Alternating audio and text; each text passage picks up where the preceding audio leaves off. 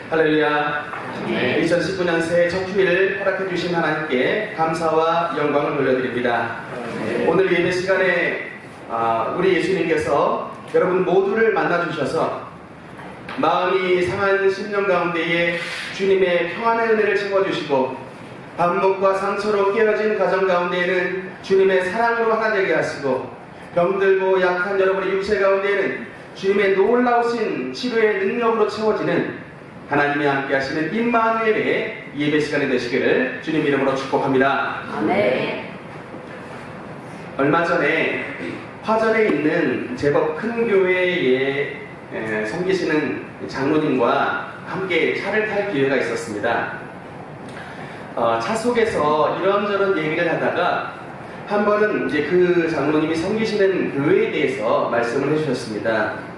그 교회를 이제 세우신 설립을 해주신 이제 원로 목사님이 워낙에 사람 자체가 좀 차분하셨답니다.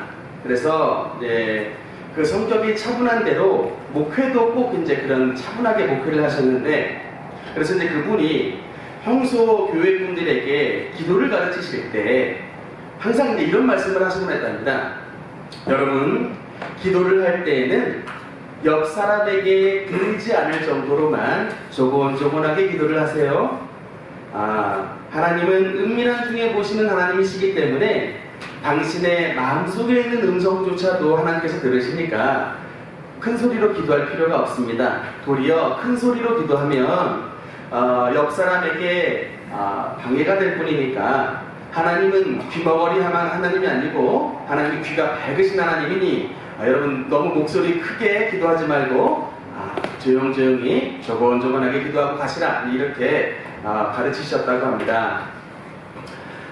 이제 그래서 그렇게 말씀하신 그 교회 이제 원로 목사님의 말씀이 이제 그 교회에 이제 전통이 돼가지고 이제 40년 이상 교회가 이제 내려오게 됐는데, 근데 이제 새로운 목사님이 오셔도 그 교회의 전통을 이어받아서 기류가 변함이 없이 이제 항상 조용조용한 교회로 오늘날까지 오게 됐답니다.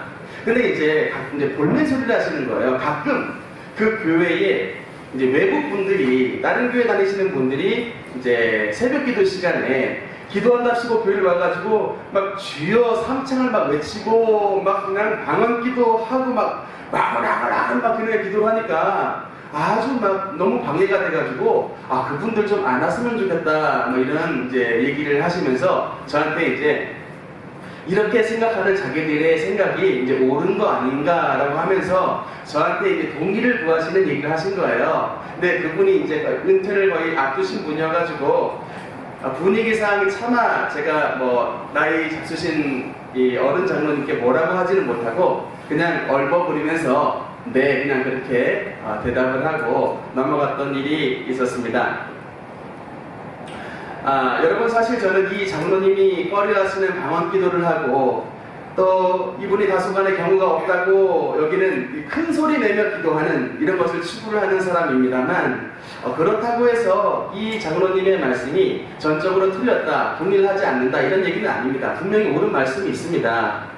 우리가 두 손을 모아 기도하기 이미 전부터 하나님은 우리의 마음을 이미 아십니다. 우리가 기도를 시작하기 전에 이미 하나님은 우리가 무엇이 필요한지를 아십니다. 그래서 때로는 우리가 목소리도 멀리 퍼지지 않는 그냥 내 입가에서 맴도는 이런 작은 소리에도 하나님이 귀를 기울여주시는 굉장히 세밀한 하나님이십니다. 그렇기에 때로는 우리의 마음이 번민이 되고 또 눌릴 때도 있고 그럴 때에는 묵상의 기도를 통해서 우리의 생각이 정리가 되고 평온을 얻는 경우도 참 많이 있습니다. 근데 이제 제가 그 말씀을 듣고서 그러면 이제 이 교회의 기도의 현황은 어떠한가를 좀 알아보기 위해서 제가 다른 건 안 물어보고요. 그 교회에 새벽 기도의 현황을 한번 여쭤봤습니다. 네, 새벽 기도, 그럼 장로님, 그 교회는 새벽 기도가 어떻게 진행이 되십니까? 라고 이제 여쭤봤더니 그 결과가 어떠냐면, 모든 예배가, 그러니까 새벽 기도의 모든 예배가 30분 이전에 끝이 난답니다. 찬양 10분, 목사님 설교 말씀 10분, 그리고 성도님들 기도 요약해서 10분 이렇게 해서 그냥 30분 이내에 모든 교회의 성도들이 90%가 다 이제 가고요. 이제 담임 목사님만 대표로 남아서 이제 7시까지 이제 모든 성도들을 대표하는 기도를 하셨다. 이렇게 얘기를 듣는데 뭐 하루에 10분의 기도면 이제 모든 할 기도는 다 끝난다라고 이제 본인들이 아마 생각을 하셨나 봅니다. 그래서 제 생각으로는 뭐 그렇게 이제 기도를 하시지만 그렇게 기도를 해가지고 기도의 능력을 경험한 성도가 얼마나 많이 있겠나. 여러분 생각을 한번 해보세요. 운동 10분 하는 사람과 운동 하루에 4시간, 3시간 하는 사람의 이 근력의 차이가 똑같겠습니까? 그러니까 영적과 이렇게 육적으로 이렇게 대비를 해보면 되는 거거든요. 그러니까 기도 10분 해가지고 내 영성이 살아있고 내 영에 하나님의 응답을 받는다라고 생각을 하는 것 자체가 사실은 욕심인데 어떻게 보면 그게 이제 그 교회 전통이 돼가지고 본인들이 잘하고 있습니다 이렇게 생각을 하고 있는 그런 상태가 되었더라고요. 여러분은 성경을 보는 것과 기도를 하는 것 중에 어느 게 더 힘들다고 생각을 하십니까? 만약 저에게 이 질문을 하신다면 저는 단연 기도하는 게 훨씬 더 힘들다고 말씀을 드릴 수가 있습니다. 사실 저는요, 성경 읽는 거는 얼마든지 볼 수 있습니다. 실제로 그렇게 했고요. 제가 그 군에 이제 말년병장으로 있을 때 참 희한한 체험을 했습니다. 하나님께서 이게 직접적인 간섭을 저에게 주셨는데, 제가 이제 말년병장에 있을 때는 당시에 이제 우리 부대원들은 전부 다 나가가지고 뭐 진지 공사니 막 뙤약볕에 공사를 해야 되는데, 저는 상황실에서 이제 말뚝으로 근무를 세워놨어요. 그러니까 아침에도 3시간, 또 밥 먹고 오후에도 5시간, 또 저녁에도 3시간, 이렇게 거의 10시간 이상씩을 상황실에서 저 혼자 말뚝 근무를 서야 됐어요. 나중에 막 이 습한 상황실에 있다 보니까 막 목이 퉁퉁 부었는데 얼마나 시간이 많이 납니까? 그러니까는 이때 제가 이제 여러 가지 책들을 많이 보고 싶어가지고 영어 공부도 그때 좀 하고 막 이 책 저 책을 막 갖다 놨는데 하나님의 희한한 간섭이 있었어요. 희한하게요, 제가 성경을 붙잡으면 괜찮은데 영어 공부를 하려고 영어 책을 딱 잡는 순간 심장이 아파요. 심장 꼭 찌워요. 나 내려놓을게요 해야 돼.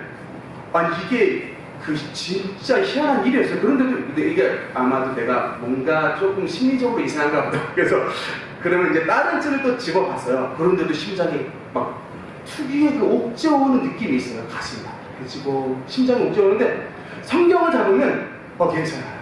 몇 번의 테스트를 거쳤는데 다른 영어 책이나 다른 뭐 인문학 책을 잡는 순간 막 심장이 쪼여오니까 이게 안 되겠구나. 하나님께서는 여기 있습니다. 하나님이 이 기간 동안은 다른 것을 허락지 아니하시고 하나님의 말씀을 보라고 허락을 해주셨구나. 그래서 그 군대 거의 한 1년여의 기간 동안 성경을 하루에 10시간씩 이상씩 봤습니다. 그랬더니 이제 그 제가 가지고 있는 성경의 막 이 지식이 그냥 여러분 일독하는 것처럼 이렇게 넘기는 게 아니에요. 한 글자 한 글자를 뜯어서 본다고요. 막 성경 사전 찾아보고 막 그야말로 수학 문제 풀듯이 연구하듯이 엄청나게 깊이 말씀을 받습니다. 그 이제 시기를 거쳐서 이제 하나님의 말씀으로는 이렇게 정립이 분명하게 되는 이런 은혜가 있었는데, 근데 말씀은 그렇게 채웠는데요, 기도는 쉽지가 않아요. 이게 아무리 내가 오늘까지 여러분께 기도를 많이 강조를 해도요, 왜 기도가 이렇게 힘이 든지 아십니까? 기도는 우리의 인간의 본성을 역행하는 것이기 때문에 그렇습니다. 여러분, 우리 기도는 하나님의 뜻에 나를 꺾는 게 기도예요. 다시 한번 말씀드립니다. 기도의 본질은 무엇이다? 하나님의 뜻 앞에 나의 본성을 꺾는 것, 그게 바로 기도의 본질입니다. 그러니까는 기도할 때 목소리가 커질 수밖에 없어요. 나는 죄짓고 싶습니다. 나는 세상이 좋아요. 나는 하나님보다는 세상에 더 마음이 끌립니다. 그런데 이 기도를 통해서 내 이 마음과 영혼 속에 사로잡고 있는 이 마귀의 권세를 끌어내고 내가 하고 싶어하는 것이 아니라 하나님의 뜻에 나를 굴복시키려고 하니 목소리가 커질 수밖에 없는 거예요. 하나님 앞에 내 몸속에 도사리고 있는 이런 이 병마들 몰아냈는데 그냥 슬쩍 기도해서는 도무지 나가지가 않아요. 그러니까는 목소리를 크게 부르짖어가지고 이런 병마를 내쫓고 속에 있는 모든 유혹의 마귀를 내쫓고 하나님 앞에 내 본성을 굴복시키기 위해서 목소리를 크게 내게 되는 것입니다. 그런데 성경 말씀을 보니까 예레미야 33장에도 그런 말씀이 기록이 되어 있어요. 너는 내게 부르짖으라. 내가 내게 응답하겠고 내가 알지 못하는 크고 비밀한 일을 내게 보이리라. 그 목사님 장로님들이 주장하시는 바와 달리 하나님은 너는 내게 부르짖으라 라고 우리에게 명령하시면서 그 명령 다음에 그러하면 내가 알지 못하는 크고 은밀한 일을 내게 보여주시는, 내가 내게 응답하겠고 응답의 약속이 부르짖는 기도 안에 들어있는 것입니다. 아멘. 여러분, 우리는 내 스타일이 어떠든 간에 내가 조용하기를 좋아하고 내가 차분하기를 좋아하고 내가 큰 소리로 기도하는 걸 원하지 않는 사람이든 간에 원하는 사람이든 간에 우리는 기도의 자세에 있어서 하나님의 말씀이 무엇이라고 말씀하는가를 우리가 받아들이고 그 말씀대로 순종하는 자가 될 때에 하나님의 거룩하신 능력이, 하나님의 변화시키는 능력이 우리에게 임하게 되는 것입니다. 아멘. 여러분, 그래서 우리는 특별히 능력되는 신년산 기도와 여름 수련회의 이 두 번의 기회를 통해서 우리의 영혼을 깨우는 기도를 드립니다. 저는 이번에 참 그 신년산 기도에 올라가서 참 은혜를 체험을 했는데 첫 번째 은혜를 받은 걸 한번 보겠습니다. 여러분, 이 종이가 무엇인지 아십니까? 이 종이가 우리를 위해서 기도를 해주시는 그 참빛 기도원의 그 기도원 식구들이 우리 능력교회를 위해서 예언 기도를 해주신 거예요. 다음 장면 한번 볼까요? 잘 안 보이십니까? 이게 이제 그 기도의 내용이 적혀져 있는 내용입니다. 제가 한번 읽어볼게요. 2019년 1월 3일에 주신 말씀입니다.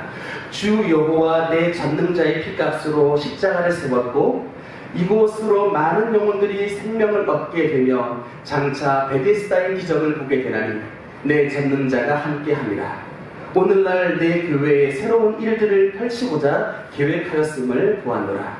그러나 곳곳에 어둠이 도사리고 있음을 보나니 내 상전이 세상의 노략거리가 되지 않도록 내 종들이 기도하라.